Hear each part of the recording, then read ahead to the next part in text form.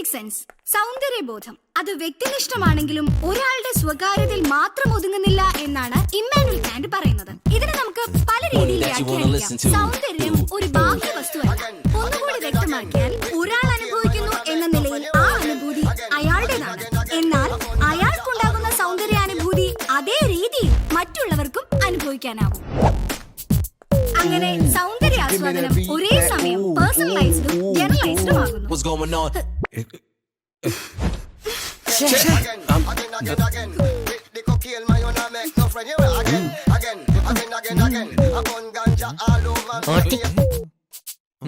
ഈ പ്രായം തെറ്റിയ പ്രായത്തിൽ ഇങ്ങോട്ട് വലിഞ്ഞു കയറി വന്നത് പഠിക്കാൻ വേണ്ടിട്ടല്ലേ? അത് മാത്രം പറയരുത് മോളെ. ടീച്ചറെ, പഠിച്ചു വലിയ നിലയിലെത്തുമെന്ന വലിയ പ്രതീക്ഷയോടെ ഞങ്ങളുടെയൊക്കെ ഭാര്യമാരും കുട്ടികളും ഇല്ലാത്ത കാശുണ്ടാക്കി ഇങ്ങോട്ട് പഠിപ്പിക്കാൻ വിട്ടിരിക്കുന്നത്. വിശ്വാസമായില്ലെങ്കിൽ ടീച്ചർ ഒന്ന് കേട്ടു നോക്ക്. ഇവന്റെ മോന് ഇവനെ എഴുതിയ കത്ത വിടറാ. ഒരു സെക്കൻഡ്. എത്രയും പ്രിയപ്പെട്ട അപ്പ, അപ്പൻ നന്നായി പഠിക്കണം. അപ്പനിലാണ് ഞങ്ങളുടെ ഒരേ ഒരു പ്രതീക്ഷ. അപ്പം പഠിച്ച് വലിയ ആളായിട്ട് വേണം എനിക്കൊന്ന് കണ്ണടയ്ക്കാൻ, വിശ്രമിക്കാൻ. അപ്പം പാസ്സാവാൻ ഞാനും അമ്മച്ചിയും മുട്ടിപ്പായി പ്രാർത്ഥിക്കുന്നുണ്ട് എന്ന് സ്വന്തം മോനൊപ്പ്. വെറുതെ ന്യൂസൻസ് ഉണ്ടാക്കാനാണെങ്കിൽ വേറെ സ്ഥലം നോക്കണം. നിങ്ങളെ പോലല്ല, മറ്റു കുട്ടികളിവിടെ പഠിക്കാനാ വരുന്നത്. ഇരിക്കണവിടെ 4 അക്ഷരം പഠിക്കേണ്ട നേരത്തെ അവൻ ടീച്ചർ ക്ലാസ് എടുത്തോളൂ. In his famous work, Critic of Practical Reason, Immanuel Kant discusses about the behavior of എന്നാടാ പോയി? ഞാൻ പോവാ, എനിക്കൊന്ന് പോയിക്കണം.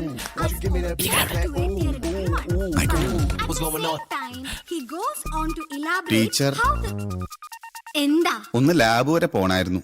ലാബോ? ഫിലോസഫിക്കോ? അയ്യേ, ആ ലാബല്ല, ഇത് മെഡിക്കൽ ലാബ്. ഷുഗറും കൊളസ്ട്രോളും ചെക്ക് ചെയ്യാൻ കൊടുത്തായിരുന്നേ ഫുഡിന് മുമ്പ്. ഇപ്പൊ ഫുഡ് അടിച്ചു 1 മണിക്കൂറായി, ഒന്നുകൂടെ കൊടുക്കണം. എന്ത്? ബ്ലഡ്. കൂടെ ഞങ്ങൾക്കും പോണം, ഇല്ലെങ്കിൽ സൂചി കണ്ടാ മതി, അപ്പൊ തന്നെ കരയും. എന്താ വേണ്ടതെന്ന് എനിക്കറിയാം. ടീച്ചർക്ക് ഫീൽ ചെയ്തു. ഒന്ന് പോടാവേ, ഇതിനകത്ത് ഇരുന്ന് അടയിരിക്കാൻ ഞാൻ പണിക്കയില്ല. വാടക പഠിപ്പിക്കുമ്പോ പിള്ളേര് ശ്രദ്ധിക്കണമെങ്കിൽ പിള്ളേരുടെ ശ്രദ്ധ തെറ്റിക്കുന്ന വകകളൊക്കെ മറച്ചു വെക്കേണ്ട ഇതമേന്തി. റിയാലിറ്റി ഷോയോ ഫാഷൻ പരേഡോ ഒന്നും അല്ലല്ലോ, പിള്ളേരെ പഠിപ്പിക്കലല്ലേ ജോലി. എന്നാ ഇനി ഞാൻ നാളെ മുതൽ പറഞ്ഞിട്ടോണ്ട് വരാം. അതും വേണമെന്നില്ല. ഞാൻ പിള്ളേരുടെ കാര്യമല്ല പറഞ്ഞത്, ആ 4 മുതുക്കന്മാരുടെ കാര്യ. അടിയോടി സാർ കൂടെ അറിഞ്ഞോണ്ടാണോ അവർക്ക് ഇവിടെ അഡ്മിഷൻ കൊടുത്തത്? മെറിറ്റ് ഉണ്ടോ അഡ്മിഷൻ കൊടുക്കണം. പിന്നെ PG കോഴ്സിന്റെ കാര്യത്തിലാണെങ്കിൽ പ്രായം ഒരു പ്രശ്നമല്ല. എവിടെ കാണട്ടെ? റഷീദ് മുന്ന, റെക്സ് ഇമ്മാനുവൽ, ഫിലിപ്പ് പിടിക്കുള, പത്മനാഭൻ, പപ്പു.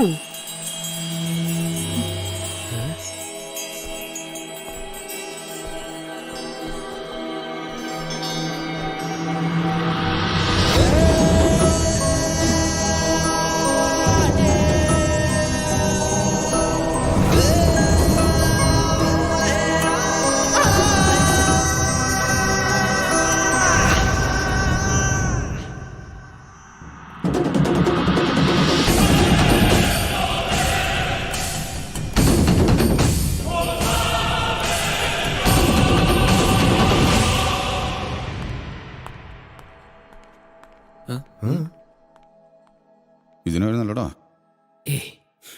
കണ്ടില്ലേ, ഒപ്പം പഠിച്ചവരൊക്കെ ഇപ്പൊ അധ്യാപകരാ. എന്തിന്റെ സൂക്കേടാടാ നിനക്കൊക്കെ? ഇതൊക്കെ ഏതാനോന്നറിയാ ദമയന്തിക്ക്. ഇവിടുത്തെ പുഴയെ വലിയ പുള്ളികളാ. സാറും പേരിപ്പോഴും അടിയോട് അടിയുന്ന തന്നെയല്ലേ? ആയിക്കോട്ടെ. നിന്റെ ജീവപര്യന്തമൊക്കെ കഴിഞ്ഞോ? ഓ ഉവ്വ് സർ. പേടിക്കണ്ട, ബലാത്സംഗമൊന്നുമല്ല, ഒരു ചെറിയ കൊലപാതകം. സാർ, ഞങ്ങൾ ഇനി ക്ലാസ്സിൽ ഒരലമ്പിനുമില്ല. ആദ്യ ദിവസമല്ലേ സാർ, ക്ലാസ് എങ്ങനെയാന്നൊക്കെ ഒന്നറിഞ്ഞിരിക്കണ്ടേ, അതിനുവേണ്ടി കരുതാ. അതിപ്പോ അറിഞ്ഞല്ലോ, ഇനി മേലാൽ ആ ഭാഗത്തേക്ക് പോകരുത്.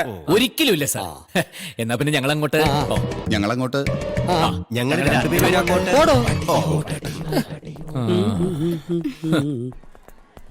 എടാ പപ്പു, അപ്പൊ ഇന്ദു കൂടെ ഉള്ളതുകൊണ്ടാ നിന്നെ കൊണ്ട് കെട്ടിയെടുത്തല്ലേ? പഠിച്ച് പാസ്സാകാനൊന്നുമല്ല, 6 മാസം മതി എന്നൊക്കെ പറഞ്ഞപ്പോ ഇതാണ് കേസ് കേട്ടത് മനസ്സിലായില്ല. പോത്തെ, തല കുത്തിന്നാലും നിനക്ക് ആ കേസ് റീഓപ്പൺ ചെയ്യാൻ പറ്റുമെന്ന് വിചാരിക്കണ്ട. ചത്താലും അവൾക്ക് എന്നുള്ള കലിപ്പ് തീരില്ല. അതൊക്കെ അറിഞ്ഞിട്ട് വെറുതെ. പോടാ. എന്റെ മനസ്സിൽ അതൊന്നുമില്ല. നിങ്ങൾ വെറുതെ കാട് കയറണ്ട.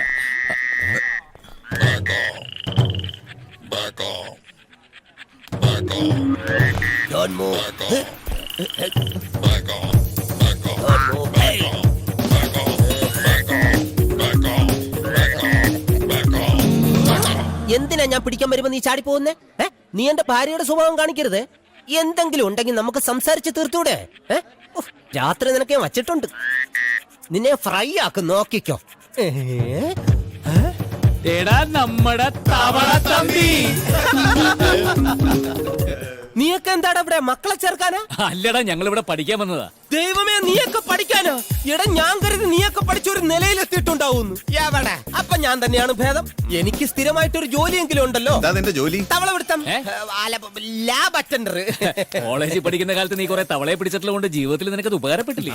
അല്ല, ഇപ്പോഴത്തെ പിള്ളേർക്ക് നിന്റെ പഴയ പേരറിയോ? ദയവ് ചെയ്ത് നിങ്ങളായിട്ട് ഇനി അറിയിക്കണ്ട. പിന്നെ നമ്മൾ ഒരുമിച്ച് പഠിച്ചതാണെന്ന് വേറെ ആരോടും പറയണ്ട. കാരണം ഇന്നത്തെ എന്റെ നിലയ്ക്കും വിലയ്ക്കും അത് മോശമാണ്. തവളെ കാണിച്ചു തരാടാ, നല്ല പച്ച തവള. എന്താടാ പ്രശ്നം?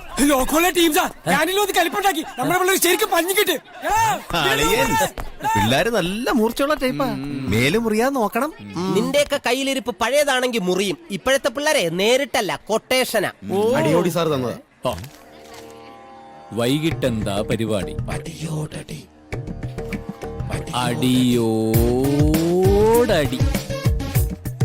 എടീ, ഞാനല്ല മഴയത്ത് നിൽക്കണേ. പിന്നെ അത് നീ പറഞ്ഞിട്ട് വേണ്ടേ? എനിക്കറിയില്ലേ മഴ എന്നെ ഞാൻ പനി വരുമെന്ന്. നീ അത്താഴം കഴിഞ്ഞ് കിടന്നുറങ്ങ. ഞാൻ മഴ മാറിട്ട് അങ്ങോട്ടെത്താം. വിശ്വസിച്ചു. ഭാര്യ എത്ര? ഭാര്യ എങ്ങനെയുണ്ട് എന്റെ ഐഡിയ? ഞാൻ പറഞ്ഞില്ലേ മഴ നനഞ്ഞോണ്ട് വെള്ളടിക്കാൻ. മഴ ഓക്കെ, ഒരു ഇടിയും കൂടെ ഉണ്ടായിരുന്നെങ്കിൽ. ഇതെങ്ങനെയുണ്ട്? ഇടിയും മിന്നലും മഴയോ ഓക്കെ. ഇനി കൊടുങ്കാറ്റ് വേണം. അയ്യോ വേണ്ടായേ. ഇവൻ ഇടി മാത്രം പോരാ, ഒരു ചവിട്ടും കൂടി കൊടുക്കാൻ വേണ്ട. ഇവൻ ചെയ്ത തെമ്മാടിത്തരം അറിയോ? ഒരനിറഞ്ഞു നിൽക്കുന്ന മൂത്ത സഹോദരിയെ കെട്ടിച്ചയക്കാതെ +2 പഠിക്കുന്ന അനിയത്തിയെ കെട്ടിച്ചയച്ചു.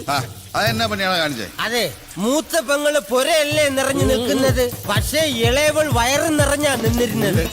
നല്ല കുടുംബ. ആ, മുന്നേ നിനക്ക് എത്ര കുട്ടികളാ? എന്റെ പിള്ളേരുകളെയൊക്കെ മാറിയിട്ട് മതി കുട്ടികളെന്നാ ഫാത്തിമ പറയുന്നത്. അവള് പറഞ്ഞത് ശരിയല്ലേ? പിള്ളേര് കളിച്ച എങ്ങനെയാ കൊച്ചി? നീ വിഷമിക്കണ്ടടാ. നീ വേണേ എന്റെ മോൻ മാത്തുക്കുട്ടി എടുത്തോ, നല്ല ബെസ്റ്റ് മുതല. അയ്യോ വേണ്ടേ. എന്തിനാടാ കഴിഞ്ഞ ആഴ്ച മാത്തുക്കുട്ടിയെ ക്ലാസ്സിൽ നിന്ന് പുറത്താക്കിയത്? അത് പിന്നെ അവൻ അതെ, ടീച്ചർ അവനോട് ലാവ ഉണ്ടാകുന്ന എങ്ങനെയെന്ന് ചോദിച്ചു. അവൻ വാവ ഉണ്ടാകുന്ന എങ്ങനെയെന്ന് എഴുതി വെച്ചു. പാവം തിരിഞ്ഞു പോയാടാ. മോൻ തന്നെ. നിനക്ക് ഇതുവരെ കല്യാണ പ്രായമായില്ലേ? അവനിപ്പോഴും മധുരം 17 പ്രായം തോന്നിക്കാത്ത ജന്തു. ആ പപ്പു, നിനക്ക് ഇനി ഒരു കുടുംബമൊക്കെ ആവാം. അതിനാണല്ലോ ഇവൻ കോളേജിൽ കെട്ടിയെടുത്തത്. ആ പരിപ്പിന് ഇന്ദുവിന്റെ അടുത്ത് വേവും തോന്നില്ല. ഒരു പാവം കുട്ടിയാ, ഒരുപാട് അനുഭവിച്ചു. ഇനി അതിനെ കണ്ണീര് കുടിപ്പിക്കരുത് കേട്ടോ. ഞാൻ ആരെ കണ്ണീര് കുടിപ്പിക്കാനൊന്നുമല്ല വന്നത്. എഴുതാപ്പുറം വായിക്കാൻ എല്ലാരും ശ്രമിക്കുന്നത്. പപ്പു പപ്പു